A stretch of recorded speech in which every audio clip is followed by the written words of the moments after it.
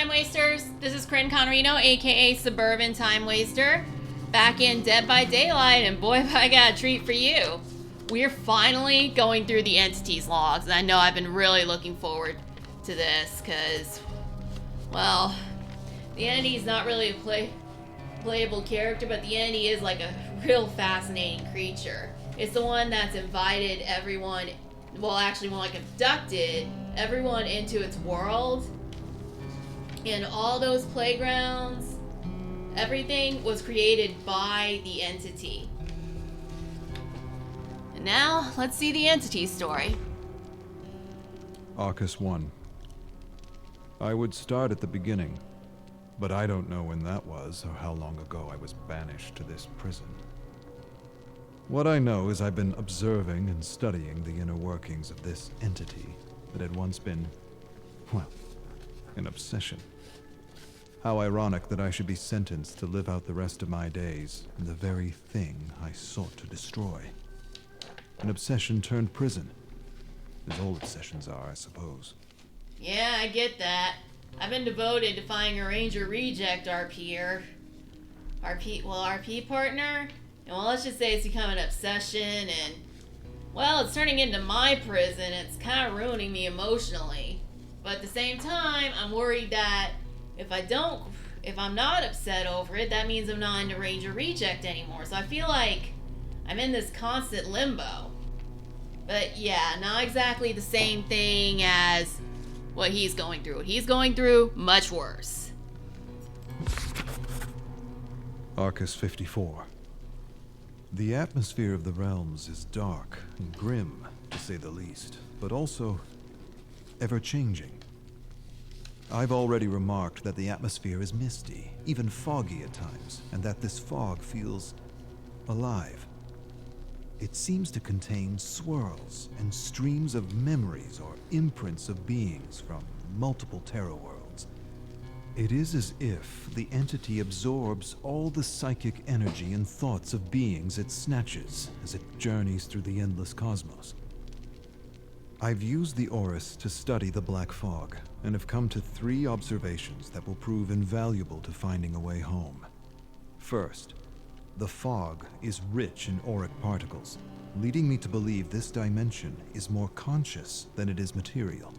Second, I should be able to manifest anything I am able to pull from rifts in the fog, using techniques passed down from my family. Third, the entity is far more ancient than we ever suspected back home, and most of our theories and conjectures were wrong. The rich presence of auric particles in cells suggest it is one of the original ones, and ancient. Ancient? Well, now I'm intrigued. I mean, I know at the end he feeds on the people, but I never got that. I mean, it doesn't even have a body. How's it feeding? Arcus 142. The entity is the cosmic embodiment of evil. Back home, we witnessed how its very presence turns worlds inside out. How it seems to remove or extinguish any sense of empathy or compassion within communities. How it brings people to the brink of madness and, well, pushes them in.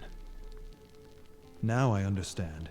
It does all this in order to rip victims from their lives and have them play out an endless trial of terror that it presumably needs for its own survival.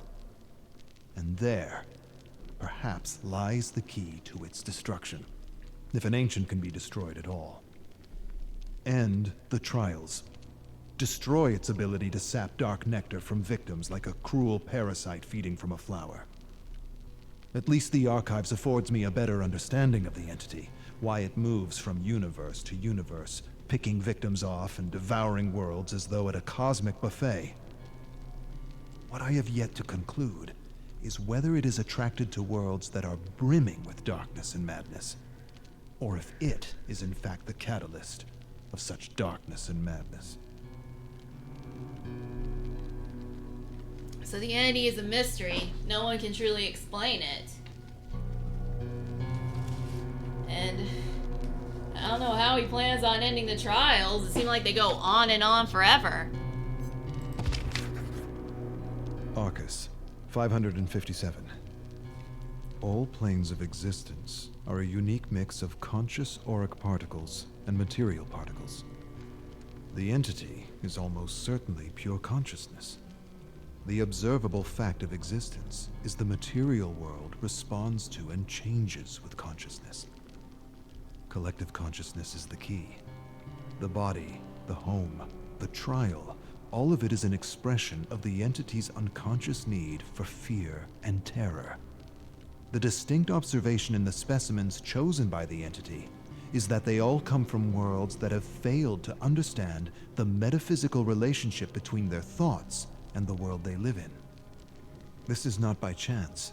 It is, to my mind, self-preservation. Victims who know this truth and have honed their ability to manifest could be poisonous to the entity. This leads me to believe the entity is attracted to dark worlds because darkness and chaos are clear indicators that inhabitants have failed to connect the dots between the collective consciousness and the health of their world. The conclusion, then, might be that the entity feeds off ignorance. Ignorance? From what TV trope says, the entity tends to feed off strong wills and hope. I guess if nobody had any hope, the entity would starve. Arcus 731. Hard to tell when one day ends and another begins. The tower and the library help me cope, but it's hard to forget the truth of my situation, even for a moment, knowing everything I have is a lie. I have access to anything I want, and yet I have nothing. The survivors continue to undergo the trials of the most brutal of killers. I continue to search the fog for the memories of those who found a way to escape. It sometimes feels like a futile search. But then again, I've got time on my hands. Lots of time. You got nothing but time. But people have escaped? News to me. Now, last but not least, let's watch this video.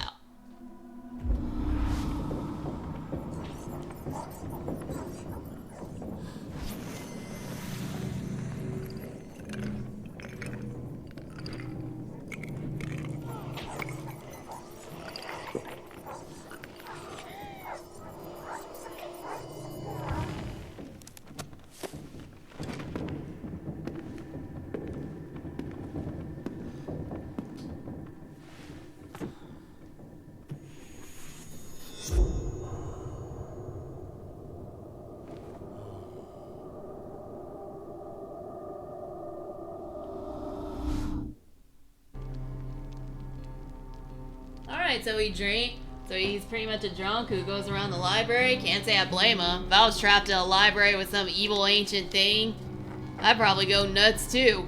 I mean, I'd probably turn to a drunk too. But yeah, that's the entity.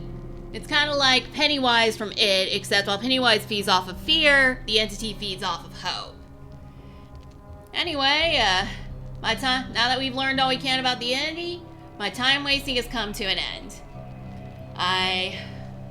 Next time I will be doing the revelations, which will probably be my shortest Dead by Daylight video yet. I hope you liked this video enough to give it a like. If you want to see more from me,